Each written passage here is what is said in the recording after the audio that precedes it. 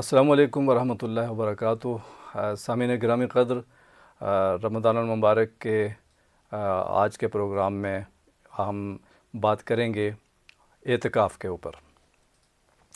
رمضان المبارک کا تیسرا عشرہ شروع ہونے کو ہے اور فرزندان اسلام ایک بڑی تعداد میں اعتکاف بیٹھنے کے پروگرام میں ہیں اور نیت میں ہیں۔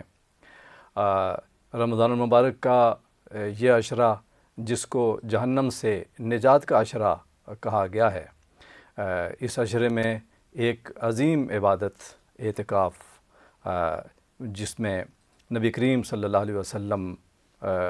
کی عظیم تعلیمات اور تربیت ہمارے سامنے موجود ہے۔ اعتکاف کی اگر تاریخی حیثیت دیکھی جائے تو قرآن کی آیات سے ہمیں معلوم ہوتا ہے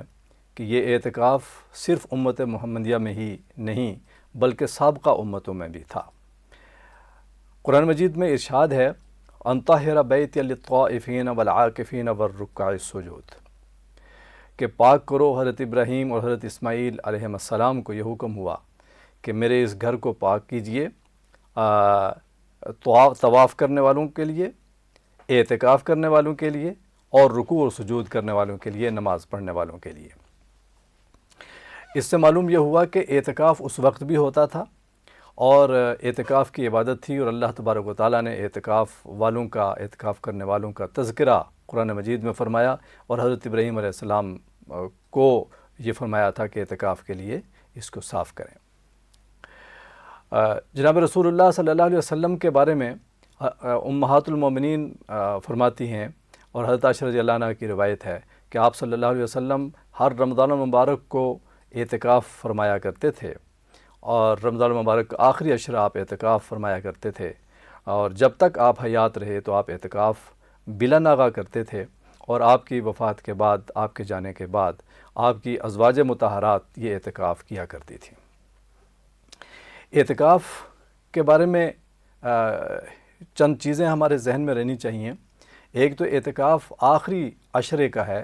آخری عشرے سے مراد 20 رمضان المبارک کی شام عصر کے بعد سے لے کے عید الفطر کا چاند نظر آنے تک، 20 رمضان تک چونکہ پہلے 2 عشرے مکمل ہوتے ہیں، تیسرا عشرہ 21ویں تاریخ سے شروع ہوتا ہے اور چاند کی 21ویں تاریخ مغرب کے وقت سے شروع ہو جاتی ہے۔ 20واں روزہ جب افطار ہوگا تو اس افطاری کے ساتھ ہی 21ویں تاریخ کا آغاز ہو جاتا ہے اور اعتکاف کے وقت کا آغاز ہو جاتا ہے۔ اسی لیے اعتکاف 20 رمضان المبارک مغرب کے وقت کے داخل ہونے سے پہلے بیٹھ جانا چاہیے، تاکہ آخری مکمل عشرہ 1 منٹ بھی اس کا اعتکاف کے بغیر نہ گزرے۔ اعتکاف جو سنت ہے، اس سنت اعتکاف کا یہ وقت پورا ہوگا تو تب وہ سنت اعتکاف کہلائے گا۔ اگر اعتکاف سنت بیٹھنا چاہتا ہے کوئی، لیکن اس کا کچھ تھوڑا اگلا وقت ہی بھی اگر اس سے اعتکاف سے رہ گیا تو وہ سنت اعتکاف کہلانے کا صحیح معنوں میں حقدار نہیں ہوگا۔ اور دوسری بات یہ ہے کہ اعتکاف مرد کے لیے مسجد میں ہے، مرد مسجد میں اعتکاف بیٹھے گا، اور مسجد بھی وہ جہاں جمعہ ہوتا ہو، جامع مسجد ہو، تاکہ اس آدمی کو، اعتکاف کرنے والے کو جامع مسجد میں جمعہ پڑھنے کے لیے وہاں سے جانے کی ضرورت پیش نہ آئے۔ لیکن یہ ضروری نہیں کہ جامع مسجد ہی ہو۔ اگر جامع مسجد نہیں ہے تو دوسری مسجد میں بھی اعتکاف، عام مسجد میں بھی بیٹھا جا سکتا ہے، لیکن اگر پھر وہ جامع مسجد کسی حد تک قریب ہے کہ وہاں جمعہ پڑھنے جاتے ہوتے ہیں عام اس محلے کے لوگ، تو پھر اس معتکف کو جمعہ پڑھنے کے لیے جامع مسجد میں جانا پڑے گا۔ جامع مسجد میں جمعہ پڑھنے کے لیے جانے کے لیے یہ احتیاط ضروری ہے کہ بہت زیادہ پہلے نہ جائیں، تاکہ صرف اس مقصد کے لیے جائیں کہ جمعہ پڑھنے کے لیے، جمعہ پڑھنے کے مقصد کے لیے تھوڑی دیر پہلے امام صاحب کے خطبے کے وقت پہنچیں، جو اردو خطبہ دیا جاتا ہے، یا پہلی اذان جو ہے، پہلی اذان کے وقت اور پہلی اذان کے ساتھ پہنچیں، اور پھر جمعہ پڑھ کر تو فوراً جمعہ فرض ادا کر کے اور سنت ادا کر کے وہاں نہ بیٹھیں، واپس فوراً اپنے اعتکاف والی مسجد میں تشریف لے آئیں۔ اور اس میں جو خواتین کے اعتکاف کا حکم ہے، خواتین مسجد میں اعتکاف نہیں بیٹھیں گی، خواتین اپنے گھروں میں اعتکاف بیٹھیں گی۔ گھر میں ایک کمرہ اعتکاف کے طور پہ خاص کر لیں اور اس کمرے کی حدود ان کے اعتکاف کی جگہ ہوگی۔ یہ بات ذہن میں رکھنی چاہیے کہ اعتکاف 3 قسم کا ہوتا ہے۔ اعتکاف یا تو واجب ہوگا، یا سنت ہوگا، یا نفل ہوگا۔ اگر واجب اعتکاف ہے تو وہ اعتکاف ہوگا کہ جس کی منت مانی تھی کسی نے اور وہ اعتکاف کرنا واجب ہے، تو اس نظر کو منت کو پورا کرنے کے لیے وہ جس وقت کی اس نے اعتکاف کی نیت مانی، اگر کسی خاص وقت کی تو اس میں پورا کرنا لازمی ہے،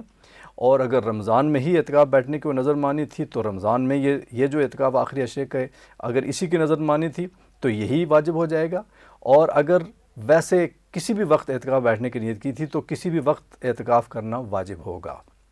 لیکن اعتکاف کے ساتھ روزہ رکھنا بہرحال ضروری ہوتا ہے۔ اور دوسرا اعتکاف سنت ہے، جو یہ رمضان المبارک کے آخری عشرے کا اعتکاف ہے۔ اور تیسرا اعتکاف، تیسری قسم جو نفلی اعتکاف کہلاتا ہے۔ نفلی اعتکاف کی کوئی وقت نہیں طے ہوتا، نفلی اعتکاف تھوڑی دیر کا بھی ہو سکتا ہے کہ ایک آدمی نفلی اعتکاف کے مسجد میں آیا اور اس نے کہا کہ جتنی دیر میں مسجد میں ہوں گا میں اعتکاف کی نیت کرتا ہوں، تو بس وہ اتنی دیر جتنی دیر مسجد میں رہے گا وہ اعتکاف ہوگا۔ اور اگر ایک آدمی 2 دن یا 3 دن کے لیے اعتکاف بیٹھتا تو یہ بھی نفلی اعتکاف ہوگا۔ تو اس لیے یہ 3 قسم ہوئے اعتکاف کے۔ اعتکاف میں کوشش یہ کرنی چاہیے کہ چھوٹے بچے تو اعتکاف نہ بیٹھیں، بالغ اور وہ بھی ذرا باشعور بچے اور جو سنجیدہ بچے، وہ سنجیدہ جوان اعتکاف کے لیے بیٹھیں، تاکہ اعتکاف کا تقدس بھی برقرار رہے اور اس کے وہ احترام کر سکیں اور اس کو قیمتی بنا سکیں۔ ایسا نہ ہو کہ بچے، عمر کے تقاضے ہوتے ہیں، چھوٹی عمر اور لڑکپن میں اگر اعتکاف بیٹھ جائیں، سنجیدگی کے ساتھ نہ بیٹھ سکیں اور تقاضے پورے نہ کر سکیں تو اس کا فائدہ اس انداز سے نہیں ہوگا، اور کہیں ایسا نہ ہو کہ مسجد میں زیادہ نوجوان جمع ہوں اعتکاف کے لیے اور اس اعتکاف کا احترام نہ کر سکیں، اور پھر ایک مسجد کے گناہ کا اور اعتکاف کے عدم تقدس کا، عدم احترام کا گناہ ہو جائے۔ یہ تو بہرحال لازم ہے کہ چھوٹے بچے اعتکاف نہ بیٹھیں، جو کم از کم 15 سال سے کم، 18 سال سے کم، 15 سال سے کم از کم جو اس عمر کے بچے اعتکاف نہ بیٹھیں۔ یہ بالکل چھوٹے بچے ہیں، ان کے اوپر اس قسم کے احکام بھی لاگو نہیں ہیں، اور ان سے زیادہ چھوٹی عمر کے بچے، بعض اوقات ہوتا ہے دینی جذبہ ہوتا ہے، گھروں سے دینی تربیت ہوتی ہے اور دینی ماحول کی وجہ سے بچوں کا دل ہوتا ہے، لیکن بہرحال ان کو اعتکاف اگر نہ بیٹھے تو یہ زیادہ بہتر ہے، چونکہ پھر اس کے تقاضے ہوتے ہیں، ان کو پورا کرنا ذرا مشکل ہوگا۔ پھر یہ بات ذہن میں رکھنی چاہیے کہ جب عید کا چاند نظر آئے گا تو اعتکاف کا وقت مکمل ہو گیا۔ اعتکاف کا وقت جب مکمل ہوا تو اس کے بعد پھر دعا کر کے، نفل پڑھ کے، اللہ تعالیٰ کا شکر ادا کر کے تو اعتکاف سے مکمل کر کے اعتکاف تو اپنے گھر میں جا سکتے ہیں۔ اعتکاف دراصل اپنے اللہ رب العزت کے حضور اپنے آپ کو یکسوئی کے ساتھ کچھ وقت اللہ کے حضور اپنے آپ کو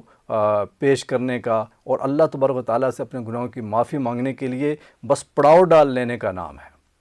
کہ میں اس لیے آیا ہوں یا اللہ، میں بس آ گیا ہوں اور اپنے گناہوں کی معافی کے لیے اور اپنے تمام کے تمام جو میری غلطیوں کو تئیں ان کے درگزر آپ سے میں نے لینی ہے، اور پھر اس کے علاوہ اللہ تبارک و تعالیٰ سے رحمت مانگیں، عافیت مانگیں، رزق مانگیں، جو کچھ مانگیں اللہ تبارک و تعالیٰ سے مانگیں۔ اعتکاف میں انسان کو وقت قیمتی بنانا چاہیے، اعتکاف میں وقت ضائع نہ ہو کہ ہم موبائل میں لگے رہیں اور ہم سوشل میڈیا پہ لگے رہیں، ان چیزوں سے تو بالکل ایوائڈ کرنا چاہیے، بالکل بچنا چاہیے۔ یہ تو اعتکاف کو خراب کرنے والی چیز ہوگی۔ اعتکاف میں رابطے نہیں رکھنے چاہیے، موبائل پہ بھی بالکل لازمی صرف گھر کے لیے، اور باقی اعتکاف کے دوران کوئی ایسی چیز نہیں کرنی چاہیے۔ یہ الگ بات ہے کہ اگر مسجد کے اندر رہتے ہوئے ہم کوئی بات کریں گے، گفتگو کریں گے، تو گفتگو کرنے سے اعتکاف ٹوٹے گا نہیں، لیکن اعتکاف کا جو اثر ہے وہ ختم ہوگا، زائل ہوگا۔